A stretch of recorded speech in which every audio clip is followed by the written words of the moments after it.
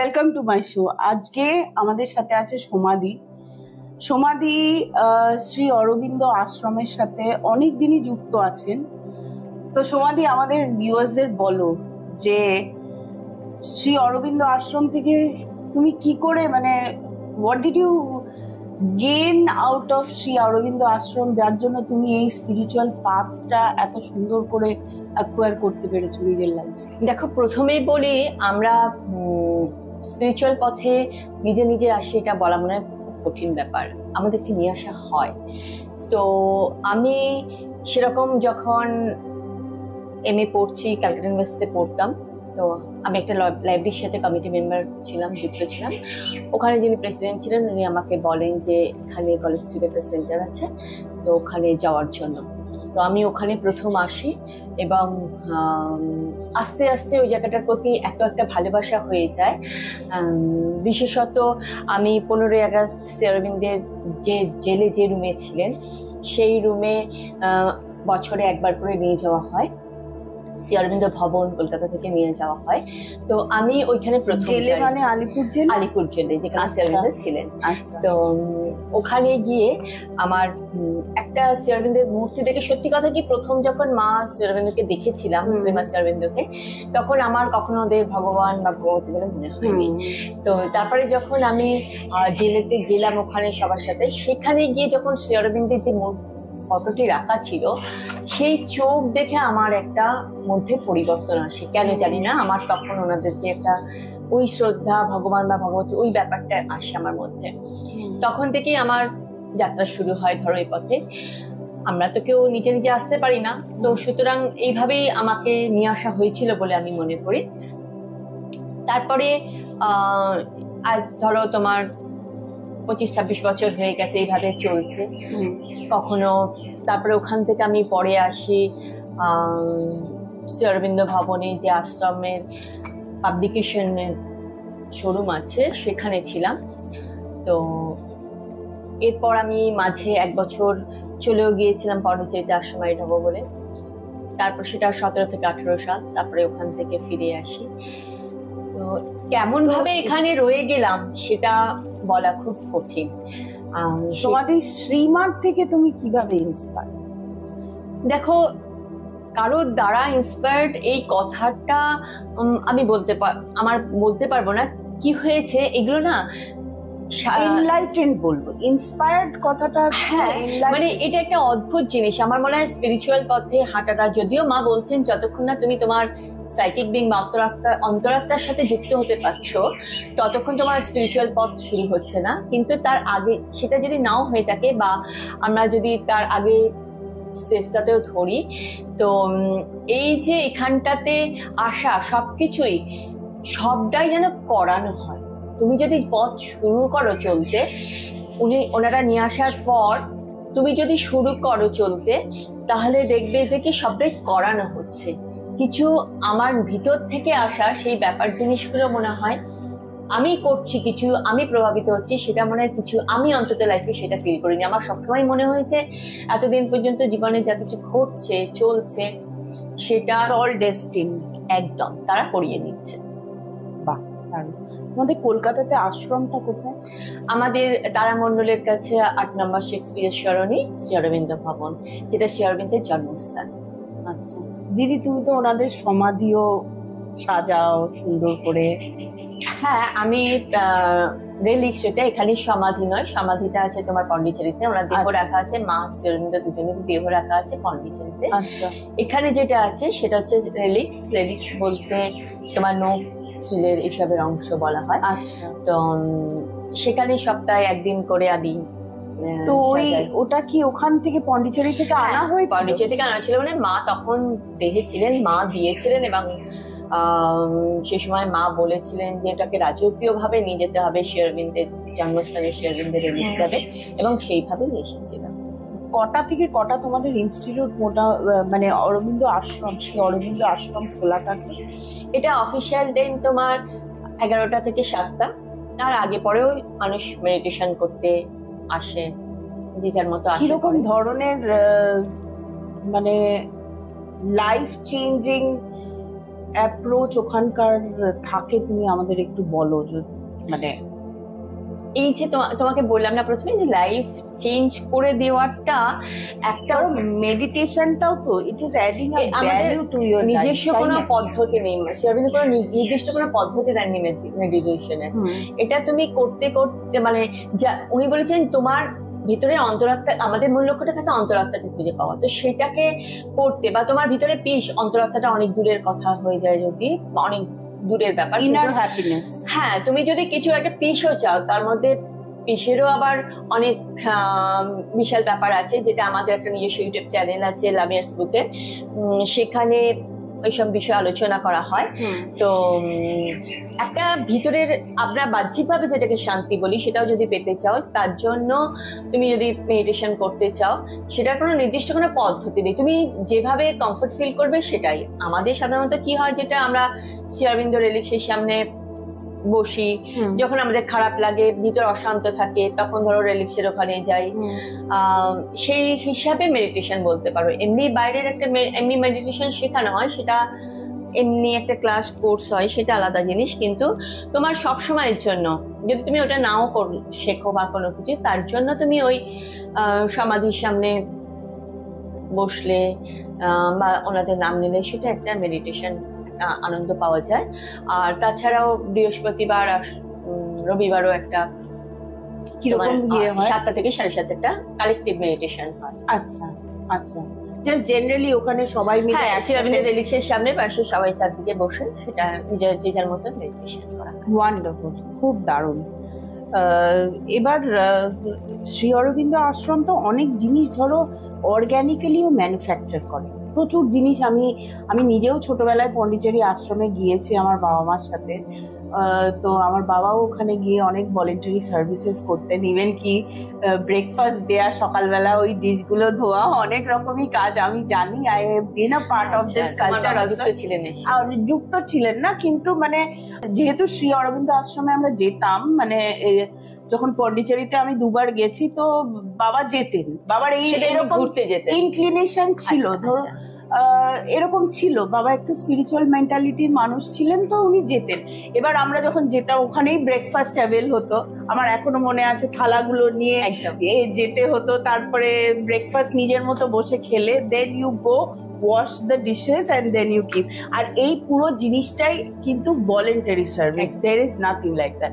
এবার তখনই আমরা দেখতাম যে পুরো পন্ডিচেরি সিটি জুড়ে শ্রী অরবিন্দ আশ্রমের নানান রকম অর্গানিক্যালি ডান প্রোডাক্টস অ্যাভেলেবেল থাকে, যেরকম আগরবাতি তো আমরা তো আনতামই ওখান থেকে, ধূপকাঠি। আর কি কি প্রোডাক্টস আছে যেগুলো? সাবান, মেডিসিন আছে, আয়ুর্বেদিক মেডিসিন, তারপরে তোমার ধরো বিভিন্ন শ্যাম্পু বা সাবান, এই সমস্ত জিনিস, এগুলো সব কিছু আছে। এবার ধরো আমরা শ্রী অরবিন্দর যোগের সাথে কেন যুক্ত থাকবো দিদি? What is the main reason behind it? দেখো, শ্রী অরবিন্দের যোগের একটা সবচেয়ে মজার বিষয় হচ্ছে, তোমাকে তার আগে বলি শ্রী অরবিন্দের মানে যোগের অন্য যোগের সাথে তফাৎটা কোথায়। আমি আমার মতো করে যেটুকু বুঝেছি, কোনো তত্ত্বকথা বা ওনাদের কোনো ভারিকতা দিয়ে নয়, খুব সাধারণ ভাষায় সাধারণ কথায় যদি বলি, আমি শ্রী অরবিন্দের যোগের সাথে অন্য যোগের তফাৎটা হচ্ছে, তার আগে পর্যন্ত যেটা হতো যে ভগবানের সাথে তোমার মিলে গেলাম, সমাধি হয়ে গেলাম, ব্যাস সেখানে শেষ হয়ে যাচ্ছে। কিন্তু শ্রী অরবিন্দ বলছেন যে আমার সমাধি হয়ে যাচ্ছে মানে আমি মুক্তি পেয়ে যাচ্ছি, হয়ে যাচ্ছে, কিন্তু জগতের কি হয়? জগৎ তো যে দুঃখ, যন্ত্রণা, কষ্ট এই সময়ের মধ্যে রয়েছে, সেই তার মধ্যেই রয়ে যাবে। উনি যেটা চাইলেন সেটা হচ্ছে মানুষ ভগবান হয়ে উঠবে। সেটাকে যে দর্শনটা ওনার লাইফ ডিভাইন বইতে, ওনার মূল গ্রন্থ লাইফ ডিভাইন গ্রন্থে রয়েছে। তো সেটা করতে গেলে কি করতে হবে? সেটা করতে গেলে তোমার ট্রান্সফরমেশন, দেহ, মন, প্রাণ সবকিছুর একটা ট্রান্সফরমেশন, রূপান্তর হতে হবে। তো এবং সেটা হলেই তখন মানুষ যখন চেঞ্জ হয়ে যাবে, তখনই পৃথিবীর বুকে ওই দিব্য জীবনটা প্রতিষ্ঠিত হওয়া সম্ভব। তো সেটা হয়তো সময় সাপেক্ষ ব্যাপার, কিন্তু ওটাই হওয়ার। এবার তুমি যদি যোগ ছেড়েও দাও, যদি তুমি ফিলোসফিক দিক থেকেও দেখো, বিবর্তনের ধারাতেও যদি দেখো, সেটা তো তোমার কীট পতঙ্গ থেকে এসে এসে মানুষ এসেছে। তো মানুষের ইভলিউশনটা সেখানে তো গিয়ে মানুষে গিয়ে থেমে যাবে না, তার পরবর্তীকালেও তো কিছু আসবে। সেটাকে হচ্ছে সুপারম্যান, ম্যানের পর আসছে সুপারম্যান। শ্রী অরবিন্দ সেটাকে সুপারম্যান বলেছেন। এবং তুমি যোগের পথ দিয়ে গেলে সেই যোগের পথ থেকে, আর তুমি যদি ফিলোসফির দিকে, বিবর্তন দিকে ধরো, ওই দিকেই এগোবে। আর এটাকে তোমার সুপারম্যান ওইটা যেতে গেলে এগুলো, এই চেঞ্জ গুলো দরকার হবে। তুমি করো বা না করো, যোগ করো বা না করো, এটা হয়, তুমি চেষ্টা করো বা না করো, সেটার ক্ষেত্রে হচ্ছে এটা হবে। আচ্ছা, বিবর্তন তো থেমে থাকবে না, সেটা হবে। Change is permanent. হ্যাঁ, কিন্তু কোথায় তফাৎটা কি হচ্ছে, বলছে যে কি এতদিন তো মাইন্ডের ব্যাপার ছিল না, মানুষের ক্ষেত্রে মাইন্ডের ব্যাপার আছে। তো মানুষ এই বিষয়ে যদি একটু সহযোগিতা করে তাহলে সেটা একটু দ্রুত এগোবে, আদারওয়াইজ হবে, থেমে কোথাও থাকবে না। মানুষের জন্য যে থেমে যাবে তা নয়, এটা সহযোগিতা করা। দেখো একটা কথা বলি রিমা, যোগ আমি দেখেছি জিনিসটা, সেটা হচ্ছে খুব আনন্দের একটা মজার জিনিস। তুমি এটাকে একটা খেলাও বলতে পারো, খেলার মতো নিতে পারো। যেরকম এখানে শ্রী অরবিন্দ বলেছিলেন, if then any sadhak refuses in practice to admit this change, or if he refuses even to admit the necessity for any change of his lower vital being and his habitual external personality, I am entitled to conclude that whatever his professions, he has not accepted either myself or my yoga. So how wonderfully said. মানে জিনিসটা actually যেটা বুঝলাম, যে তোমাকে নিজের lower সেলফটাকে ছেড়ে you have to evolve out. ঠিক, এবার এইখানটাই মজা। দেখো তুমি আমাদের এই লোয়ার ভাইটাল গুলোকে বলতে কি বলছে, রাগ, হিংসা বা ইমোশনের ক্ষেত্রে বাজে ইমোশন, এই যে জিনিসগুলো রয়েছে, একদম তাই। তুমি যখন এগুলোকে ধরো, তুমি আজকে একটা রেগে যাচ্ছ, তুমি ডিসাইড করলে যে আমি আজকে রাখবো না, তুমি চেষ্টা করলে, তুমি যখন সেটাকে জয় করতে পারলে, সেইটাকে, তার মানে তুমি একটা জয় হলে যখন তোমার আনন্দ হলো। এবার তুমি যখন সেটা পারলে না, তখন হেরে গেলে, তখন তোমার দুঃখ হলো। এটা খেলার মতো নয়, যখন আমরা জয় করতে পারছি, আনন্দ পাচ্ছি, কিন্তু এই খেলাতে যেমন একবার হেরে গেলাম বলে আমরা খেলাটাকে ছেড়ে দিই তা তো নয়, আবার করতে থাকি। সেরকমই তুমি বারবার যত প্র্যাকটিস করবে, এটা তোমার ভেতরে ততটাই আনন্দ আসবে। তুমি বারবার করবে, করতে করতে ওটা একটা জায়গায় আসবে। বেশ করলে আমার মনে হয় সেটা একটা আনন্দের জায়গাতেই পাওয়া যায়। দারুণ ব্যাপার। আরো একটা কথা তোমাকে বলতে পারি, যে ধরো আমরা এই যে পৃথিবীর যে দুঃখ যন্ত্রণার কথা শ্রী অরবিন্দ বলছেন, আমরাও তো কত কাতর হই যে এই অবস্থা, এই পরিস্থিতি, এ থেকে কি করে মুক্তি হবে। এই যে আমাদের মধ্যে জিনিসটা চলে, তার তো সহজ সরল উপায় তো হচ্ছে এটা। তুমি ধরো যতক্ষণ না তোমার নিজের চেতনাটাকে বদলাতে পারবে, কেউ তোমায় বদলে দিতে পারবে না।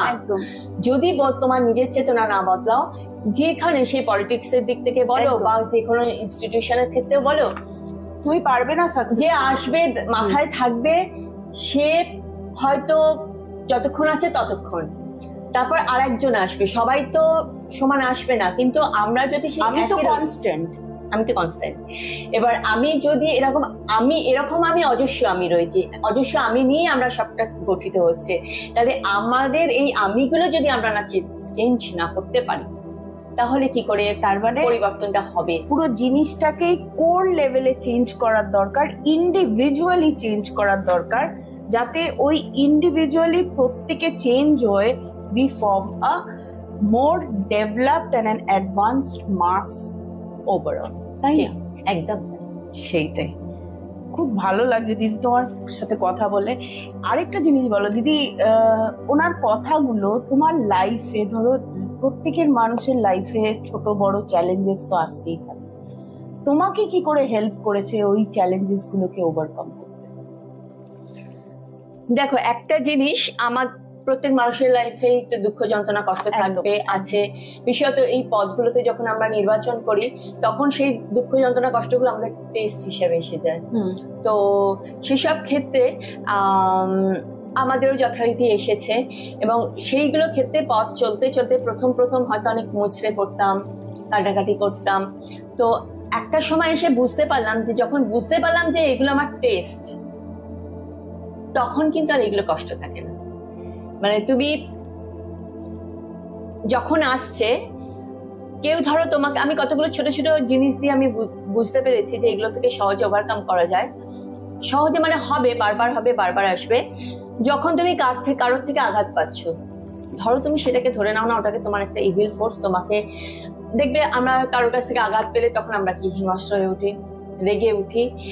তখন এইভাবে অ্যাটিচিউডটা যদি আমরা নিতে পারি যে তোমার ওটা আমার কাছে ইভিল ফোর্স হয়ে আসছে, ও আমাকে টেস্ট করছে, আমি ওটাতে সারেন্ডার করবো না। তারপরে ধরো আমরা যে জিনিসগুলো পাচ্ছি না সেটাকে যদি আমরা সহজভাবে, আমার এক দাদা আমাকে একদিন বলেছিলেন যে উনি বাসে যাচ্ছেন, দৌড়ে গিয়ে বাসটা ধরতে গেলেন, বাসটা পেলেন না।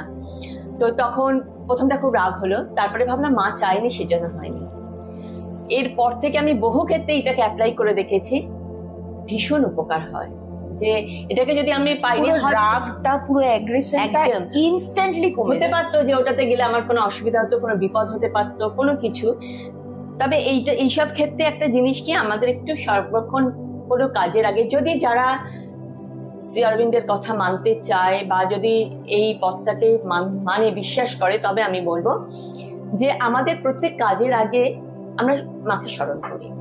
মায়ের একটা শুধু আগে নয়, মায়ের একটা সুন্দর কথা আছে যে তোমরা যখন যাবার আগে স্মরণ করলে, কিন্তু যখন ফিরে এলে তখন কিন্তু এসে একবারও মাকে বলো না যে মা আমি নিরাপদে ফিরেছি। মা কেন? মা শ্রী অরবিন্দ যাকে অ্যাকচুয়াল মাই তো সাধনা শ্রী অরবিন্দ মায়ের হাতেই সব তুলে দিয়েছেন যোগের ক্ষেত্রে, এবং মাই এগিয়ে নিয়ে গেছেন, মাই দেখেছেন। এবং এটা আমিও প্রথমে মাকে ভগবতী বলে মানতে পারিনি, শ্রী অরবিন্দকেই আমার বেশি পছন্দের ছিল, কিন্তু চলতে চলতে একটা সময় দেখবে যে মুখে সবসময় মাটাই চলে আসবে, মাই সামনে যেহেতু।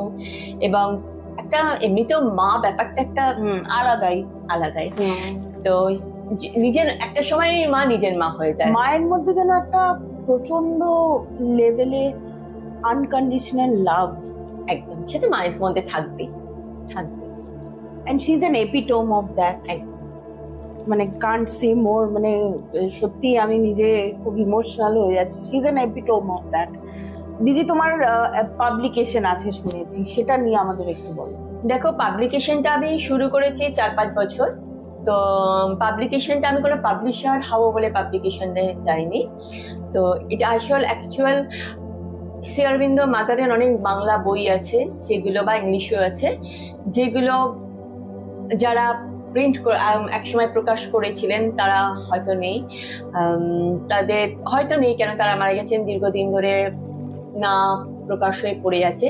সেই সব বইগুলোকে আমি প্রকাশ করছি, এবং সেটা খুবই গুরুত্বপূর্ণ বই, যে বইগুলোতে মানে ফলো করলে শ্রী অরবিন্দের যোগটা বোঝা খুবই সুবিধা হবে।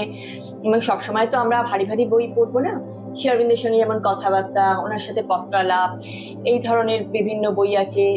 তাছাড়া দিলীপ কুমার রায়ের একটি বিখ্যাত বই আছে তীর্থঙ্কর, আমার বন্ধু সুভাষ। লেখো দিদি? না, আমি নিজে লিখি না।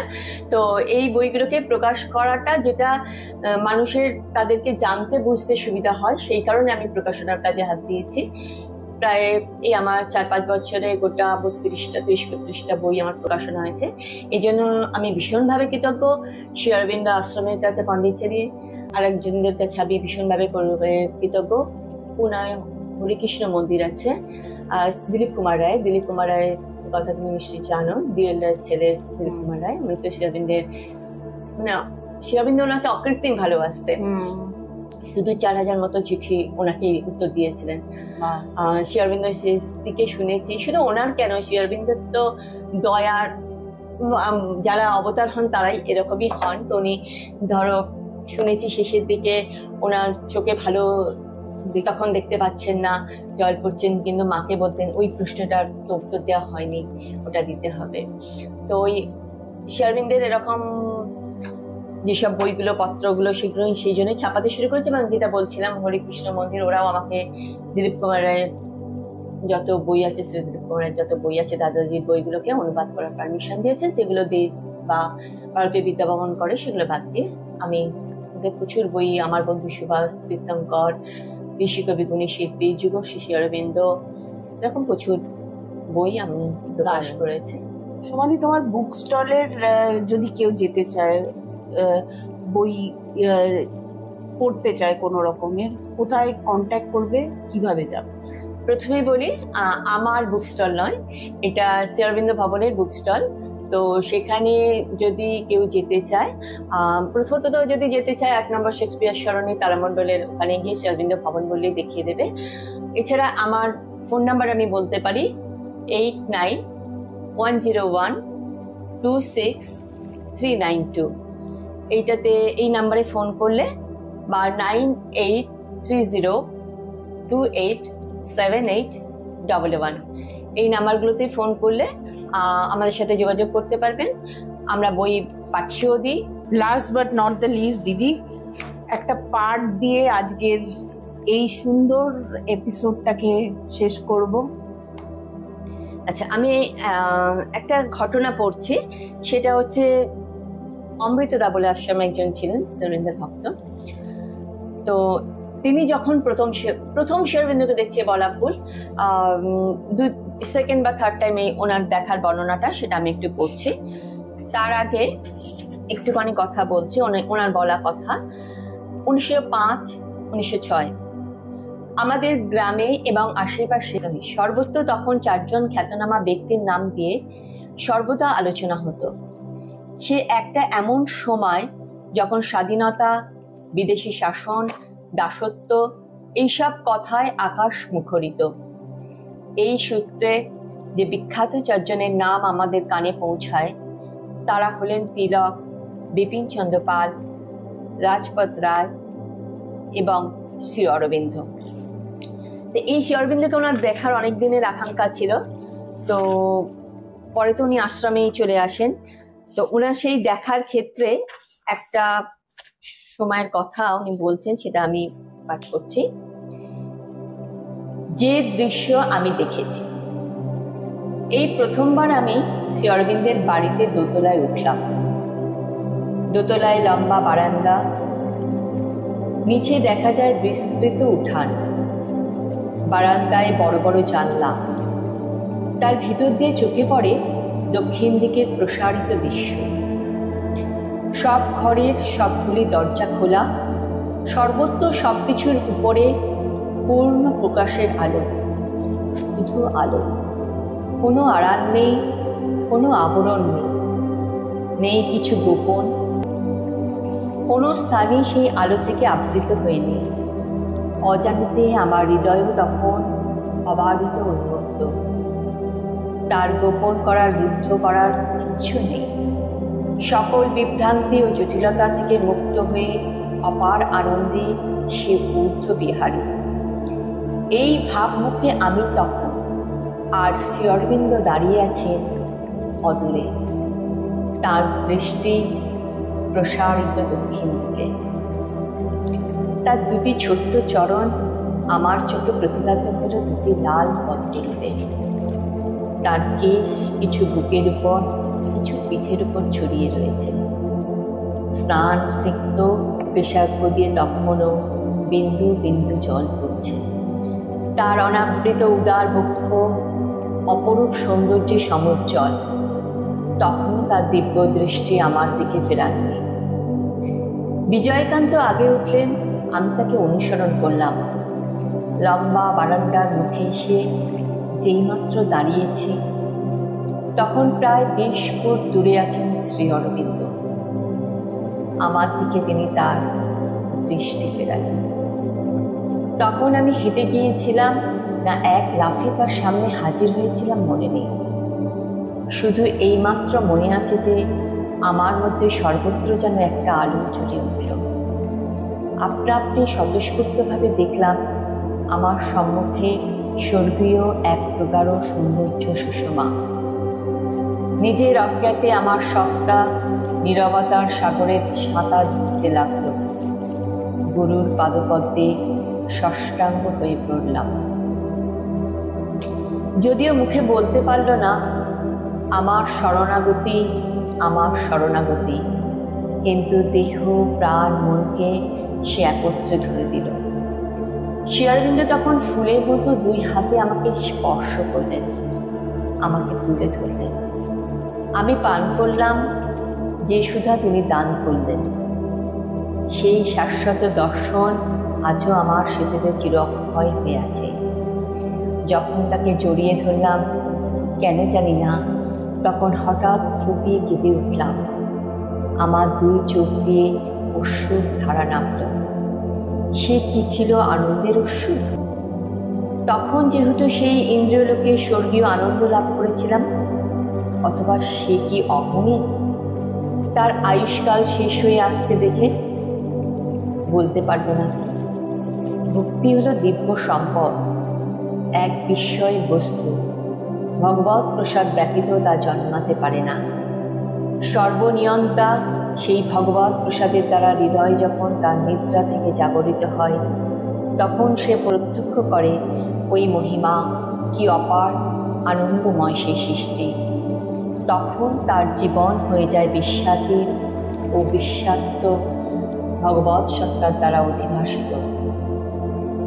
আর সে তখন জানতে পারে কেমন করে এই তিনটি বিভাবের মধ্যে যুগপৎ বাস করা যায়।